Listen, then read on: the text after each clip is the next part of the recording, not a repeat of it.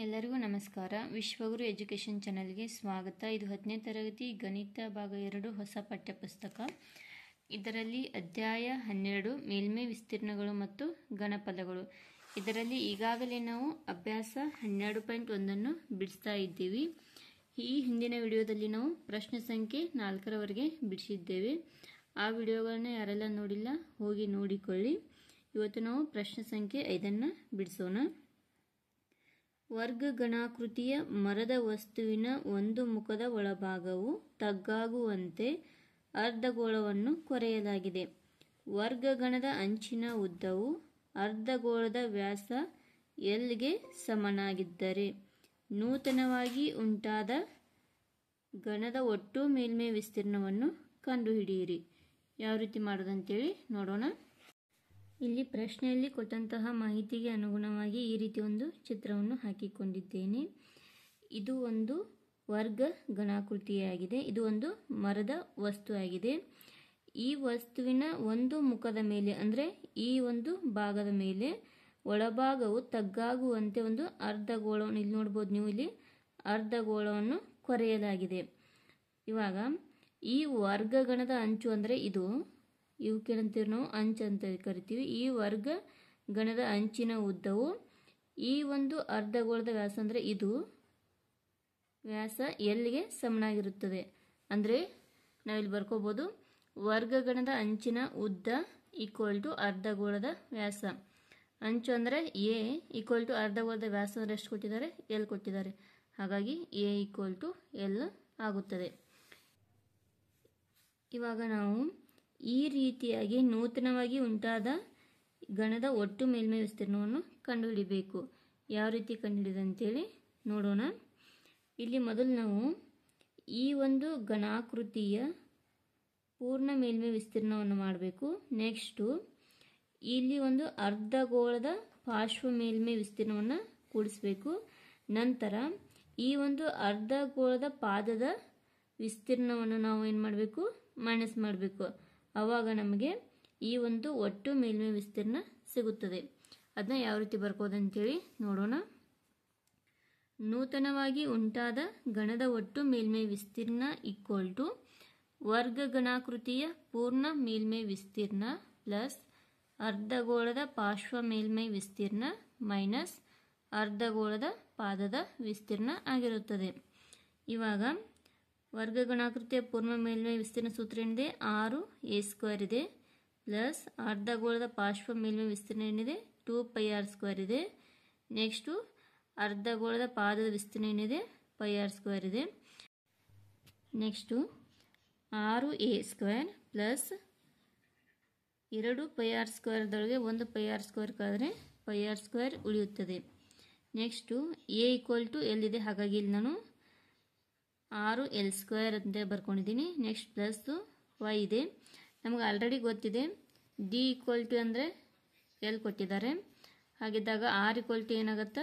l/2 ಆಗುತ್ತೆ.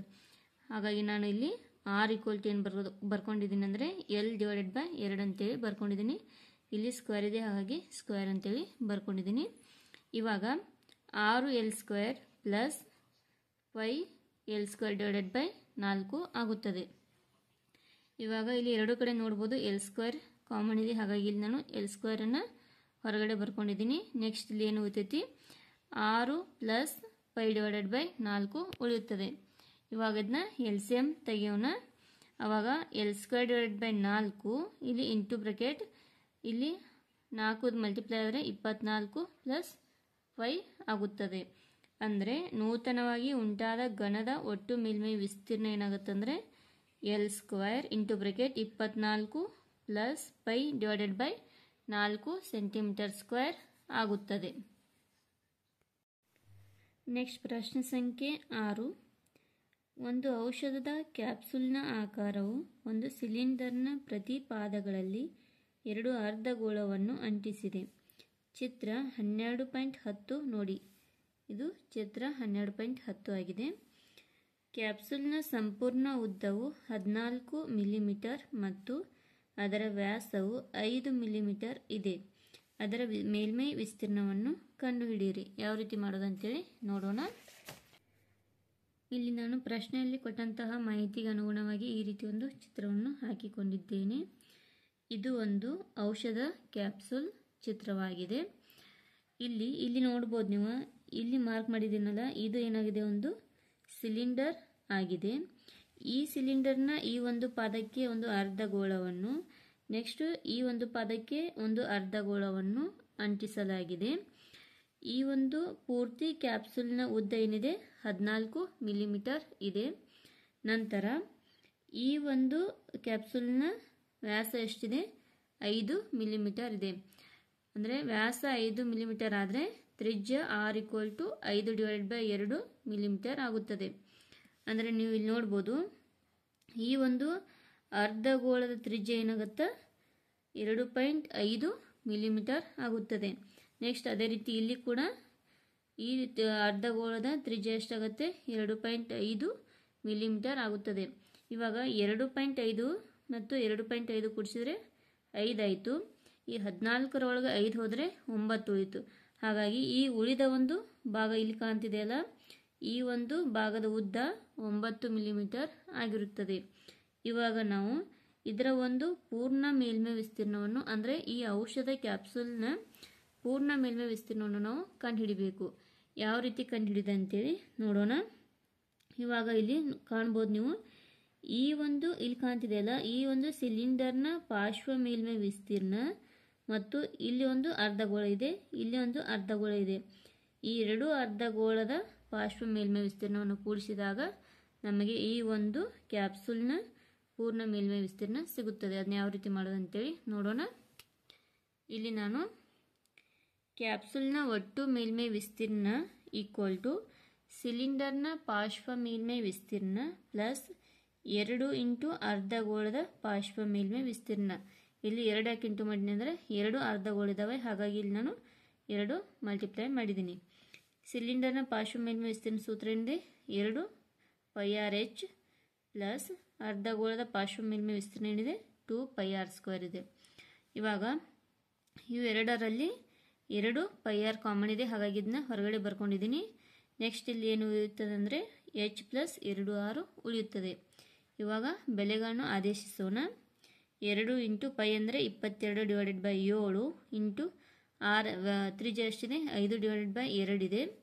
Next h ಎಷ್ಟಿದೆ, ಸಿಲಿಂಡರ್ದು 9 ಇದೆ, ಪ್ಲಸ್ 2 ಇಂಟು r ಅಂದರೆ ಎಷ್ಟಿದೆ, 5/2 ಇದೆ. ಇವಾಗ ಕ್ಯಾನ್ಸಲ್ ಮಾಡೋಣ. ಈ ಎರಡು ಕ್ಯಾನ್ಸಲ್ ಆಯಿತು. ನೆಕ್ಸ್ಟ್ ಈ ಎರಡು ಕ್ಯಾನ್ಸಲ್ ಆಗುತ್ತದೆ. ಇವಾಗ ಇಲ್ಲಿ ಅಂಶದಲ್ಲಿ ಏನು ಹೋಯಿತು, 22 ಮತ್ತು 5 ಹೋಯಿತು. ಹಾಗಾಗಿ 22 × 5 ಮಾಡಿದಾಗ 110 ಬರುತ್ತದೆ. ಇಲ್ಲಿ ಛೇದದಲ್ಲಿ ಏನು ಹೋಯಿತು, 7 ಉಳಿತು. ನೆಕ್ಸ್ಟು ಇಲ್ಲಿ ಏನು ಹೋಯಿತು, 9 ಪ್ಲಸ್ 5 ಅಂದರೆ 14 ಆಗುತ್ತೆ. ಇವಾಗ ಮತ್ತೆ ಕ್ಯಾನ್ಸಲ್ ಮಾಡೋಣ. 5 1 5 2 14. ಇಲ್ಲಿ ನೆಕ್ಸ್ಟ್ ಏನು ಹೋಯಿತು, 110 ಮತ್ತು 2 ಹೋಯಿತು. 110 × 2 ಮಾಡಿದಾಗ 220 ಬರುತ್ತದೆ. ಅಂದರೆ ಈ ಕ್ಯಾಪ್ಸೂಲ್ನ ಒಟ್ಟು ಮೇಲ್ಮೈ ವಿಸ್ತೀರ್ಣ 220 ಮಿಲಿಮೀಟರ್² ಆಗುತ್ತದೆ. ನೆಕ್ಸ್ಟ್ ಪ್ರಶ್ನೆ ಸಂಖ್ಯೆ 7. ಸಿಲಿಂಡರ್ನ ವೃತ್ತಾಕಾರದ ಪಾದವನ್ನು ಶಂಕುವು ಸಂಪೂರ್ಣವಾಗಿ ಆವರಿಸುವಂತೆ ಒಂದು ಡೇರೆಯೂ ಇದೆ. ಸಿಲಿಂಡರ್ನ ಎತ್ತರ ಮತ್ತು ವ್ಯಾಸವು 2.1 ಮೀಟರ್ ಮತ್ತು 4 ಮೀಟರ್ ಕ್ರಮವಾಗಿ ಇದೆ ಮತ್ತು ಶಂಕುವಿನ ಓರೆ ಎತ್ತರ 2.8 ಮೀಟರ್ ಆದರೆ ಡೇರೆಯನ್ನು ನಿರ್ಮಿಸಲು ಬಳಸಿದ ತಾಡ್ಪತ್ರೆಯ ವಿಸ್ತೀರ್ಣವನ್ನು ಕಂಡುಹಿಡಿಯಿರಿ. ಹಾಗೆಯೇ ತಾಡ್ಪತ್ರೆಯ ದರವು 500 ರೂಪಾಯಿ ಪ್ರತಿ ಚದರ ಮೀಟರ್ಗೆ ಆದರೆ ತಾಡ್ಪತ್ರೆಯನ್ನು ಕೊಳ್ಳಲು ಬೇಕಾಗುವ ಹಣವೆಷ್ಟು? ಇಲ್ಲಿ ಡೇರೆಯ ಪಾದವನ್ನು ತಾಡ್ಪತ್ರೆಯಿಂದ ಹಾಸಿರುವುದಿಲ್ಲ ಎಂಬುದನ್ನು ಗಮನಿಸಿ. ಇದನ್ನ ಯಾವ ರೀತಿ ಬಿಡಿಸೋದಂತೇಳಿ ನೋಡೋಣ. ಇಲ್ಲಿ ಪ್ರಶ್ನೆಯಲ್ಲಿ ಕೊಟ್ಟಂತಹ ಮಾಹಿತಿಗೆ ಅನುಗುಣವಾಗಿ ಈ ರೀತಿಯ ಒಂದು ಚಿತ್ರವನ್ನು ಹಾಕಿಕೊಂಡಿದ್ದೇನೆ. ಇದು ಒಂದು ಡೇರೆಯ ಚಿತ್ರವಾಗಿದೆ. ಇಲ್ಲಿ ನೀವು ಗಮನಿಸಬಹುದು, ಇದು ಒಂದು ಸಿಲಿಂಡರ್ ಆಗಿದೆ. ಈ ಒಂದು ಸಿಲಿಂಡರ್ನ ಪಾದವನ್ನು ಇಲ್ಲಿ ಒಂದು ಶಂಕವು ಸಂಪೂರ್ಣವಾಗಿ ಆವರಿಸಿದೆ. ಇಲ್ಲಿ ಈ ಸಿಲಿಂಡರ್ನ ಎತ್ತರ ಏನಿದೆ ಅಂದರೆ ಇದು ಪೂರ್ತಿ 2.1 ಮೀಟರ್ ಆಗಿದೆ ಮತ್ತು ಈ ಸಿಲಿಂಡರ್ನ ವ್ಯಾಸ d = 4 ಮೀಟರ್ ಕೊಟ್ಟಿದ್ದಾರೆ.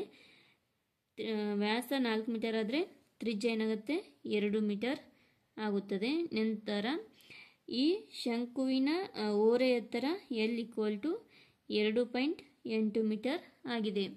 ಇವಾಗ ನಾವು ಈ ಒಂದು ಡೇರೆಯನ್ನು ನಿರ್ಮಿಸಲು ಬಳಸಿದ ತಾಡಪತ್ರೆಯ ವಿಸ್ತೀರ್ಣವನ್ನು ನಾವು ಕಂಡುಹಿಡಬೇಕು. ಯಾವ ರೀತಿ ಕಂಡುಹಿಡಿದಂದರೆ, ಈ ಒಂದು ಸಿಲಿಂಡರ್ನ ಪಾರ್ಶ್ವ ಮೇಲ್ಮೈ ವಿಸ್ತೀರ್ಣ ಮತ್ತು ಈ ಒಂದು ಶಂಕುವಿನ ಪಾರ್ಶ್ವ ಮೇಲ್ಮೈ ವಿಸ್ತೀರ್ಣವನ್ನು ಕೂಡಿಸಿದಾಗ ನಮಗೆ ಬರುತ್ತದೆ. ಅದನ್ನ ಯಾವ ರೀತಿ ಮಾಡೋದಂತೇಳಿ ನೋಡೋಣ. ಇಲ್ಲಿ ಡೇರೆಯನ್ನು ನಿರ್ಮಿಸಲು ಬಳಸಿದ ತಾಡಪತ್ರೆಯ ವಿಸ್ತೀರ್ಣ = ಸಿಲಿಂಡರ್ನ ಪಾರ್ಶ್ವ ಮೇಲ್ಮೈ ವಿಸ್ತೀರ್ಣ ಪ್ಲಸ್ ಶಂಕುವಿನ ಪಾರ್ಶ್ವ ಮೇಲ್ಮೈ ವಿಸ್ತೀರ್ಣ ಅಂತೇಳಿ ಬರ್ಕೊಂಡಿದ್ದೀನಿ. ಇವಾಗ ನಿಮಗೆ ಸೂತ್ರ ಗೊತ್ತಿದೆ. ಸಿಲಿಂಡರ್ನ ಪಾರ್ಶ್ವ ಮೇಲ್ಮೈ ವಿಸ್ತೀರ್ಣ ಸೂತ್ರ ಏನಿದೆ 2πrh ಪ್ಲಸ್ ಶಂಕುವಿನ ಪಾರ್ಶ್ವ ಮೇಲ್ಮೈ ವಿಸ್ತೀರ್ಣ πrl ಇದೆ. ಇವಾಗ ಎರಡು ಕಡೆ πr ಕಾಮನ್ ಇದೆ, ಹಾಗಾಗಿ ಹೊರಗಡೆ ಬರ್ಕೊಂಡಿದ್ದೀನಿ. ನೆಕ್ಸ್ಟು ಇಲ್ಲಿ ಏನು ಇತ್ತು 2h ಪ್ಲಸ್ ಇಲ್ಲಿ L ಉಳಿತು. ಇವಾಗ ಬೆಲೆಗಳನ್ನು ಆದೇಶಿಸೋಣ. ಪೈ ಅಂದರೆ 22/7 ಇಂಟು ತ್ರಿಜ್ಯ ಏನು ಎಷ್ಟಿದೆ 2 ಇದೆ. ಇವಾಗ ಇಂಟು ಬ್ರೆಕೆಟ್ 2 ಇಂಟು ಎತ್ತರ ಎಷ್ಟಿದೆ 2.1 ಪ್ಲಸ್ L ಅಂದರೆ ಓರೆ ಎತ್ತರ ಎಷ್ಟಿದೆ 2.8 ಇದೆ. ಇವಾಗ 22 ಇಂಟು 2 ಅಂದರೆ 44 ಆಯಿತು, /7 ಆಯಿತು. ಇಂಟು ಬ್ರೆಕೆಟ್ 2 ಇಂಟು 2.1 ಅಂದರೆ 4.2 ಆಗುತ್ತೆ. ನೆಕ್ಸ್ಟ್ ಪ್ಲಸ್ 2.8 ಆಗುತ್ತದೆ. ಇವಾಗ 44/7 ಇಂಟು ಬ್ರೆಕೆಟ್ 4.2 ಪ್ಲಸ್ 2.8 ಮಾಡಿದಾಗ 7 ಬರುತ್ತದೆ. ಇವಾಗ ಈ 7 ಕ್ಯಾನ್ಸಲ್ ಆಗಿ 44 ಬರುತ್ತದೆ. ಅಂದರೆ ಇದೇನಾಗಿದೆ ಅಂದರೆ ಈ ಒಂದು ಡೇರೆಯನ್ನು ನಿರ್ಮಿಸಲು ಬಳಸಿದ ತಾಡಪತ್ರೆಯ ವಿಸ್ತೀರ್ಣ 44 ಮೀಟರ್ ಸ್ಕ್ವೇರ್ ಆಗಿದೆ. ನೆಕ್ಸ್ಟು, ಪ್ರತಿ ಚದರ್ ಮೀಟರ್ಗೆ ತಾಡಪತ್ರೆಯ ದರವು 500 ರೂಪಾಯಿ ಆದರೆ 44 ಚದರ್ ಮೀಟರ್ಗೆ ತಾಡಪತ್ರೆಯ ದರ ಎಷ್ಟಾಗತ್ತಂದರೆ 44 ಇಂಟು 500 ಮಾಡಿದಾಗ ನಮಗೆ 22,000 ರೂಪಾಯಿ ಬರುತ್ತದೆ. ಆದ್ದರಿಂದ ತಾಡಪತ್ರೆಯನ್ನು ಕೊಳ್ಳಲು ಬೇಕಾಗುವ ಹಣ 22,000 ಆಗುತ್ತದೆ. ನೆಕ್ಸ್ಟ್ ಪ್ರಶ್ನೆ ಸಂಖ್ಯೆ 8. ಒಂದು ಘನ ಸಿಲಿಂಡರ್ನ ಎತ್ತರ 2.4 ಮೀಟರ್ ಮತ್ತು ವ್ಯಾಸ 1.4 ಮೀಟರ್ ಇದೆ. ಇದರಿಂದ ಒಂದೇ ಎತ್ತರ ಮತ್ತು ಒಂದೇ ವ್ಯಾಸವನ್ನು ಹೊಂದಿರುವ ಒಂದು ಶಂಕುವಿನಾಕಾರದಲ್ಲಿ ಕೊರೆದು ಟೊಳ್ಳಾಗಿಸಿದೆ. ನೂತನ ಘನದ ಒಟ್ಟು ಮೇಲ್ಮೈ ವಿಸ್ತೀರ್ಣವನ್ನು ಅತ್ಯಂತ ಸಮೀಪದ ಬೆಲೆಗೆ ಸೆಂಟಿಮೀಟರ್ ಸ್ಕ್ವೇರ್ನಲ್ಲಿ ಕಂಡುಹಿಡಿಯಿರಿ. ಯಾವ ರೀತಿ ಮಾಡೋದಂತೇಳಿ ನೋಡೋಣ. ಇಲ್ಲಿ ಪ್ರಶ್ನೆಯಲ್ಲಿ ಕೊಟ್ಟಂತಹ ಮಾಹಿತಿಗೆ ಅನುಗುಣವಾಗಿ ಈ ರೀತಿ ಒಂದು ಚಿತ್ರವನ್ನು ಹಾಕಿಕೊಂಡಿದ್ದೇನೆ. ಇಲ್ಲಿ ನೀವು ನೋಡ್ಬೋದು, ಇಲ್ಲಿ ಇದು ಕಾಣ್ತಿರೋದು ಸಿಲಿಂಡರ್ ಆಗಿದೆ. ಈ ಸಿಲಿಂಡರ್ನ ಎತ್ತರ 2.4 ಮೀಟರ್ ಇದೆ ಮತ್ತು ವ್ಯಾಸ 1.4 ಮೀಟರ್ ಆಗಿದೆ. ಹಾಗಿದ್ದಾಗ ತ್ರಿಜ್ಯ r = 0.7 ಮೀಟರ್ ಆಗುತ್ತದೆ. ಈ ಒಂದು ಸಿಲಿಂಡರ್ನಲ್ಲಿ ಇದೇ ಎತ್ತರ ಮತ್ತು ಒಂದೇ ವ್ಯಾಸವನ್ನು ಹೊಂದಿರುವ ಒಂದು ಶಂಕುವಿನ ಆಕಾರದಲ್ಲಿ ಇದನ್ನು ಕೊರೆದು ಟೊಳ್ಳಾಗಿಸಿದೆ. ಇವಾಗ ಈ ರೀತಿ ನೂತನವಾಗಿ ಉಂಟಾದ ಒಂದು ಈ ಘನದ ಒಟ್ಟು ಮೇಲ್ಮೈ ವಿಸ್ತೀರ್ಣವನ್ನು ನಾವು ಕಂಡುಹಿಡಿಬೇಕು. ಯಾವ ರೀತಿ ಕಂಡುಹಿಡಿಯೋದಂತೇಳಿ ನೋಡೋಣ. ಇವಾಗ ಶಂಕು ಅಂದಮೇಲೆ ನಮಗೆ 3 ಬೆಲೆಗಳು ಬೇಕಾಗ್ತವೆ. ಮೊದಲೇದು ಒಂದು 6, ನೆಕ್ಸ್ಟು H, ಇನ್ನೊಂದು L ಬೇಕು. ಹಾಗಾಗಿ ಇವಾಗ ನಮಗೆ L ಗೊತ್ತಿಲ್ಲ, L ಅನ್ನು ಕಂಡುಹಿಡ್ಕೋಣ. ನಮಗೆ L ಕಂಡುಹಿಡಿಯೋ ಸೂತ್ರ ಗೊತ್ತಿದೆ. L ಅಂದರೆ ಓರೆ ಎತ್ತರ, L = √r² + h². ಇವಾಗ ಬೆಲೆಗಳನ್ನು ಆದೇಶಿಸೋಣ. r ಅಂದರೆ ಏನಿದೆ 0.7, ಇದು ಸ್ಕ್ವೇರ್ ಇದೆ ಹಾಗಾಗಿ ಸ್ಕ್ವೇರ್ ಆಗುತ್ತೆ. ಪ್ಲಸ್ h ಅಂದರೆ ಎಷ್ಟಿದೆ 2.4 ಇದೆ, ಸ್ಕ್ವೇರ್ ಇದೆ ಹಾಗಾಗಿ ಸ್ಕ್ವೇರ್ ಅಂತೇಳಿ ಬರ್ಕೊಂಡಿದ್ದೀನಿ. ಇವಾಗ = √0.7 ಹೋಲ್ ಸ್ಕ್ವೇರ್ ಅಂದರೆ 0.49 ಆಗುತ್ತೆ. ನೆಕ್ಸ್ಟ್ ಪ್ಲಸ್ಸು 2.4 ಹೋಲ್ ಸ್ಕ್ವೇರ್ ಅಂದರೆ 5.76 ಆಗುತ್ತದೆ. ಇವಾಗ ಇವೆರಡನ್ನು ಕೂಡಿಸಿದಾಗ √6.25 ಆಗುತ್ತದೆ. ಇವಾಗ ಇದನ್ನ ವರ್ಗಗೊಳಿಸಿದಾಗ ಶಂಕುವಿನ ಓರೆ ಎತ್ತರ L = 2.5 ಮೀಟರ್ ಆಗುತ್ತದೆ. ನೆಕ್ಸ್ಟು ನೂತನ ಘನದ ಒಟ್ಟು ಮೇಲ್ಮೈ ವಿಸ್ತೀರ್ಣ ಈಕ್ವಲ್ ಟು ಸಿಲಿಂಡರ್ನ ಪಾರ್ಶ್ವ ಮೇಲ್ಮೈ ವಿಸ್ತೀರ್ಣ ಪ್ಲಸ್ ಶಂಕುವಿನ ಪಾರ್ಶ್ವ ಮೇಲ್ಮೈ ವಿಸ್ತೀರ್ಣ ಪ್ಲಸ್ ಶಂಕುವಿನ ಪಾದದ ವಿಸ್ತೀರ್ಣ ಆಗುತ್ತದೆ. ಇವಾಗ ಸಿಲಿಂಡರ್ನ ಪಾರ್ಶ್ವ ಮೇಲ್ಮೈ ವಿಸ್ತೀರ್ಣ ಸೂತ್ರ 2πrh ಪ್ಲಸ್ ಶಂಕುವಿನ ಪಾರ್ಶ್ವ ಮೇಲ್ಮೈ ವಿಸ್ತೀರ್ಣ πrl ಪ್ಲಸ್ ಶಂಕುವಿನ ಪಾದದ ವಿಸ್ತೀರ್ಣ πr² ಆಗಿದೆ. ಇವಾಗ ಈ ಮೂರರಲ್ಲಿ πr ಕಾಮನ್ ಇದೆ, ಹಾಗಾಗಿ ಇದನ್ನ ಹೊರಗಡೆ ಬರ್ಕೊಂಡಿದ್ದೀನಿ. ನೆಕ್ಸ್ಟ್ ಏನು ಉಳಿತೈತಿ ಬ್ರ್ಯಾಕೆಟ್ನಲ್ಲಿ 2h plus l plus r ಆಗುತ್ತದೆ. ಇವಾಗ ಬೆಲೆಗಳನ್ನು ಆದೇಶಿಸೋಣ. ಪೈ ಅಂದರೆ 22/7 ಇಂಟು ತ್ರಿಜ್ಯ r ಅಂದರೆ ಎಷ್ಟಿದೆ 0.7 ಇದೆ. Next into bracket 2 into h ಅಂದರೆ 2.4 ಇದೆ ಪ್ಲಸ್ಸು ಓರೆ ಎತ್ತರ l ಈಕ್ವಲ್ ಟು 2.5 ಇದೆ ಪ್ಲಸ್ r ಅಂದರೆ 0.7 ಇದೆ. ನೆಕ್ಸ್ಟು 22 ಇಂಟು 0.7 ಅಂದರೆ 15.4 ಆಗುತ್ತೆ /7 ಇಂಟು ಬ್ರ್ಯಾಕೆಟ್ 2 ಇಂಟು 2.4 ಅಂದರೆ 4.8 ಆಗುತ್ತೆ. ನೆಕ್ಸ್ಟು ಪ್ಲಸ್ಸು 2.5 ಪ್ಲಸ್ 0.7 ಅಂದರೆ 3.2 ಆಗುತ್ತದೆ. ಇವಾಗ ಇಲ್ಲಿ ಕ್ಯಾನ್ಸಲ್ ಮಾಡೋಣ. 7 1 7, ಇಲ್ಲಿ 7 2 14, 1 ಉಳಿತು. ನೆಕ್ಸ್ಟ್ ಒಂದು ಪಾಯಿಂಟ್ ಕೊಂಟು 14 ಆಯಿತು, ಮತ್ತು 7 2 14 ಆಯಿತು. ಇವಾಗ ಇಲ್ಲಿ ಏನು ಇತ್ತಂದರೆ 2.2 ಇತ್ತು. ನೆಕ್ಸ್ಟು 4.8 ಪ್ಲಸ್ 3.2 ಅಂದರೆ 8 ಆಗುತ್ತದೆ. ಇವಾಗ 2.2 ಇಂಟು 8 ಮಾಡಿದಾಗ 17.6 ಆಗುತ್ತದೆ. ಅಂದರೆ ಇದನ್ನು ನಾವು ರೌಂಡ್ ಫಿಗರ್ ಮಾಡಿದಾಗ ಇದು 5ಕ್ಕಿಂತ ಹೆಚ್ಚಿದೆ, ಹಾಗಾಗಿ ಇದನ್ನ ರೌಂಡ್ ಫಿಗರ್ ಮಾಡಿದಾಗ ನಮಗೇನಾಗುತ್ತೆ ಇದು 18 ಮೀಟರ್ ಸ್ಕ್ವೇರ್ ಆಗುತ್ತದೆ. ಇವಾಗ ಇದು ನಾವು ಸೆಂಟಿಮೀಟರ್ ಸ್ಕ್ವೇರ್ನಲ್ಲಿ ಬರಿಬೇಕು. ಹಾಗಾಗಿ ಇದೇನಾಗುತ್ತಂದರೆ 1 ಮೀಟರ್ ಅಂದರೆ ಏನು 100 ಸೆಂಟಿಮೀಟರ್ ಆಗುತ್ತದೆ. ಇಲ್ಲಿ ಸ್ಕ್ವೇರ್ ಇದೆ, ಹಾಗಾಗಿ ಇದನ್ನ ಸ್ಕ್ವೇರ್ ಮಾಡಿದಾಗ ಏನಾಗುತ್ತೆ 10⁴ ಸೆಂಟಿಮೀಟರ್ ಸ್ಕ್ವೇರ್ ಆಗುತ್ತದೆ. ಹಾಗಾಗಿ ಇಲ್ಲಿ ನಾನು 18 ಇಂಟು 10⁴ ಸೆಂಟಿಮೀಟರ್ ಸ್ಕ್ವೇರ್ ಅಂತೇಳಿ ಬರ್ಕೊಂಡಿದ್ದೀನಿ. ನೂತನ ಘನದ ಒಟ್ಟು ಮೇಲ್ಮೈ ವಿಸ್ತೀರ್ಣ 18 ಇಂಟು 10⁴ ಸೆಂಟಿಮೀಟರ್ ಸ್ಕ್ವೇರ್ ಆಗುತ್ತದೆ. ನೆಕ್ಸ್ಟ್ ಪ್ರಶ್ನೆ ಸಂಖ್ಯೆ 9. ಮರದಿಂದ ಮಾಡಿದ ಸಿಲಿಂಡರ್ನ 2 ವೃತ್ತಾಕಾರದ ಅರ್ಧಗೋಳವನ್ನು ಚಿತ್ರ 12.11ರಲ್ಲಿ ತೋರಿಸಿದಂತೆ ಕೊರೆದು ಒಂದು ವಸ್ತುವನ್ನು ತಯಾರಿಸಿದೆ. ಸಿಲಿಂಡರ್ನ ಎತ್ತರ 10 ಸೆಂಟಿಮೀಟರ್ ಮತ್ತು ಅದರ ಪಾದದ ತ್ರಿಜ್ಯ 3.5 ಸೆಂಟಿಮೀಟರ್ ಆದರೆ ವಸ್ತುವಿನ ಒಟ್ಟು ವಿಸ್ತೀರ್ಣವನ್ನು ಕಂಡುಹಿಡಿಯಿರಿ. ಇಲ್ಲಿ ಈ ಚಿತ್ರವನ್ನು ಕೊಟ್ಟಿದ್ದಾರೆ. ಇದನ್ನು ಉಪಯೋಗಿಸಿಕೊಂಡು ನಾವು ಈ ಲೆಕ್ಕವನ್ನು ಬಿಡಿಸಬೇಕು. ಯಾವ ರೀತಿ ಮಾಡೋದಂತೇಳಿ ನೋಡೋಣ. ಇಲ್ಲಿ ನಾನು ಪ್ರಶ್ನೆಯಲ್ಲಿ ಕೊಟ್ಟಂತಹ ಚಿತ್ರವನ್ನು ಹಾಕಿಕೊಂಡಿದ್ದೇನೆ. ಇಲ್ಲಿ ನೀವು ನೋಡ್ಬೋದು, ಇಲ್ಲಿ ಒಂದು ಸಿಲಿಂಡರ್ ಕಾಣ್ತಿದೆ. ಈ ಸಿಲಿಂಡರ್ನ 2 ವೃತ್ತಾಕಾರದ ಅರ್ಧಗೋಳಗಳನ್ನು ಕೊರೆದು ಈ ಒಂದು ಚಿತ್ರವನ್ನು ಅಥವಾ ಈ ಒಂದು ವಸ್ತುವನ್ನು ತಯಾರಿಸಲಾಗಿದೆ. ಈ ಒಂದು ಸಿಲಿಂಡರ್ನ ಎತ್ತರ 10 ಸೆಂಟಿಮೀಟರ್ ಆಗಿದೆ ಮತ್ತು ಇದರ ತ್ರಿಜ್ಯ r = 3.5 ಸೆಂಟಿಮೀಟರ್ ಆಗಿದೆ. ಇವಾಗ ಈ ಒಂದು ವಸ್ತುವಿನ ಒಟ್ಟು ವಿಸ್ತೀರ್ಣವನ್ನು ನಾವು ಕಂಡುಹಿಡಿಯಬೇಕು. ಯಾವ ರೀತಿ ಕಂಡುಹಿಡಿಯೋದಂತೇಳಿ ನೋಡೋಣ. ವಸ್ತುವಿನ ಒಟ್ಟು ವಿಸ್ತೀರ್ಣ = ಸಿಲಿಂಡರ್ನ ಪಾರ್ಶ್ವ ಮೇಲ್ಮೈ ವಿಸ್ತೀರ್ಣ ಪ್ಲಸ್ 2 ಇಂಟು ಅರ್ಧಗೋಳದ ಪಾರ್ಶ್ವ ಮೇಲ್ಮೈ ವಿಸ್ತೀರ್ಣ. ಅಂದರೆ ಯಾವ ರೀತಿ ಅಂದರೆ ಇಲ್ಲಿ ನೋಡ್ರಿ, ಇಲ್ಲಿ ಇದು ಒಂದು ಸಿಲಿಂಡರು. ನೆಕ್ಸ್ಟು ಇಲ್ಲಿ ಒಂದು ಅರ್ಧಗೋಳ ಇದೆ, ಇಲ್ಲಿ ಒಂದು ಅರ್ಧಗೋಳ ಇದೆ, ಅಂದರೆ 2 ಅರ್ಧಗೋಳ ಆಯಿತು. ಹಾಗಾಗಿ ಇಲ್ಲಿ ನಾನು 2 ಇಂಟು ಅರ್ಧಗೋಳದ ಪಾರ್ಶ್ವ ಮೇಲ್ಮೈ ವಿಸ್ತೀರ್ಣ ಅಂತೇಳಿ ಬರ್ಕೊಂಡಿದ್ದೀನಿ. ಇವಾಗ = ಸಿಲಿಂಡರ್ನ ಪಾರ್ಶ್ವ ಮೇಲ್ಮೈ ವಿಸ್ತೀರ್ಣ ಸೂತ್ರ ಏನಿದೆ 2πrh ಪ್ಲಸ್ 2 ಇಂಟು ಅರ್ಧಗೋಳದ ಪಾರ್ಶ್ವ ಮೇಲ್ಮೈ ವಿಸ್ತೀರ್ಣ ಸೂತ್ರ ಏನಿದೆ 2πr² ಇದೆ. ಇವಾಗ ಇವೆರಡರಲ್ಲಿ 2πr ಕಾಮನ್ ಇದೆ, ಹಾಗಾಗಿ ಹೊರಗಡೆ ಬರ್ಕೊಂಡಿದ್ದೀನಿ. ನೆಕ್ಸ್ಟು h ಪ್ಲಸ್ 2r ಉಳಿಯುತ್ತದೆ.